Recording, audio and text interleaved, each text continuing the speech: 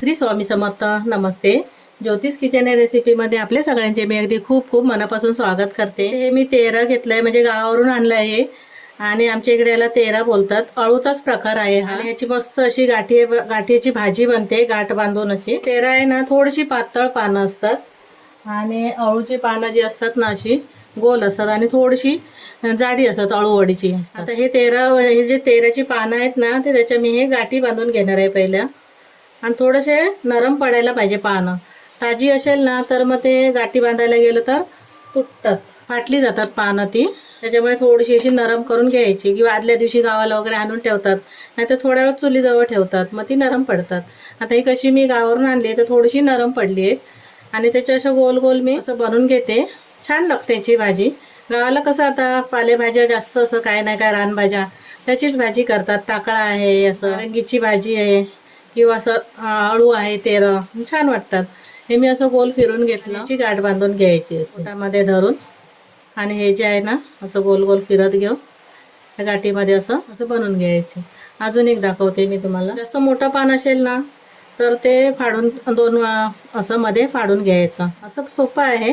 थोडंसं असं हे करत जायचं गोल गोल करत. या कशा पावसाळ्यामध्येच मिळणाऱ्या भाज्या आहेत. टाकळ्याची भाजी पण छान वाटते. हे कसं थोडी नरम झाली आहेत ना पानं, त्याच्यामुळे गाठी बरोबर येतात. तर ताजी अशी घेतली ना तर त्या गाठी बसत नाहीत, फाटले जातात पानं. हे मी असे हे दोन करून घेतले आणि बाकी पानं आहेत ना त्याच्या सर्व अशा गाठी बनवून घेते मी. तेराच्या पाण्याच्या आहे ना मी अशा गाठी बांधून घेतले. आणि या भरपूर पानं पाहिजे याला. भाजीची खूप कमी होते या. ते खूप पानं होती, ताटभर पानं होती, तर या गाठ्या कमी झाल्यात, एवढ्याशाच झालेत. आणि शिजल्यानंतर अजून कमी होतात. तर मला आता 2 माणसांसाठी बस होईल एवढी मी भाजी करते. आता गाठ्या बनवून झाल्यात, आता फोडणीला घालून घेते मी.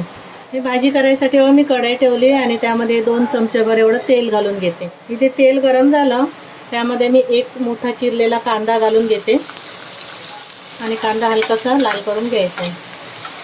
साधी सोपी भाजी, पण खायला तितकीच आहे, छान अशी वाटते. आणि वर्षातून एकदाच पावसामध्येच भाज्या भेटतात, रानभाज्या ज्या आहेत त्या. इथे आता कांदा हलकासा लाल करून घेतला आहे. त्याच्यामध्ये मी थोडीशी हळद घालून घेते आणि ढवळून घेतलं. आता या गाठी बांधून ठेवलेल्या होत्या ना गाठव्याच्या, त्या घालून घेते. काही काही सुटतात या गाठी शिजताना अशा ढवळल्या की, तरी चालतं, काय नाही हरकत. एखादा मिनिट ढवळून घेते आणि थोडंसं ढवळून घेतलं. त्याच्यामुळे पानं कशी थोडीशी नरम झालेली पाहिजे, मग त्या गाठी सुटत नाहीत. आता मी मीठ घालते.